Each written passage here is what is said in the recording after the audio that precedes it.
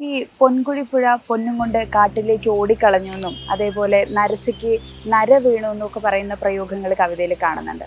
അപ്പൊ ഇത് ഉണ്ട്. പൊതു സമൂഹത്തിലുള്ള ആളുകളോടുള്ള ഒരു പ്രതിരോധം കൂടെ അതിൽ കാണുന്നില്ലേ? പ്രകൃതി തന്നെ തീർക്കുന്ന ഒരു പ്രതിരോധം അത് പ്രകൃതി എന്ന് പറഞ്ഞാൽ അതിന്റെ സമ്പത്ത് ഒളിപ്പിച്ചു വെക്കാൻ വേണ്ടി കാട്ടിലേക്ക് കൊടുക്കുന്നത്. എന്താന്ന് ഓടുന്നതാണ്. വെച്ചാല് ആ, കാട്ടിൽ നിന്നും കുഞ്ഞു കുഞ്ഞു പുഴകൾ ഉത്ഭവിക്കുന്നുണ്ട്. ആ,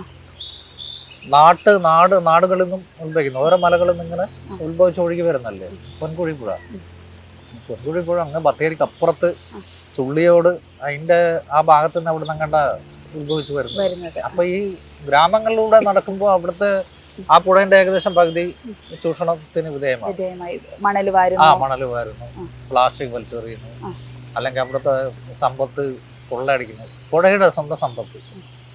അതുകൊണ്ട് എന്താക്കുന്നത് ഈ പെൺകുഴി പുഴ അതിന്റെ ആ പുഴന്റെ സമ്പത്തും കൊണ്ട്. ആ ആ, അതിന്റെ വയറിൽ ഒളിപ്പിച്ച് വെച്ചിരിക്കുന്ന ആ, സമ്പത്തിനെ എടുത്തോണ്ട് കാട്ടിലേക്ക് ഓടി പോകുന്നതാണ്. ഓടിക്കളയാണ്.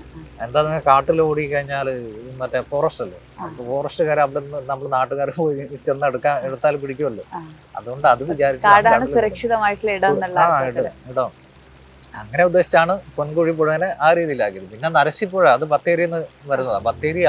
ബത്തേരി ഏരിയ മൊത്തം ചതുപ്പ് നില. ആ, ആ, അപ്പൊ അവിടുന്ന് ഇങ്ങനെ അത് ഒഴുകി ഒഴുകി ഒഴുകി നരസി ഇവിടെ നമ്മുടെ പനമരം പുഴയ്ക്ക് വന്ന് ചേരും. ആ, ആ നരസിപ്പുഴ അല്ല, നരസിയല്ല, മാനന്തവാടിക്ക് ആ, പുഴയിൽ വന്ന് ചേരും.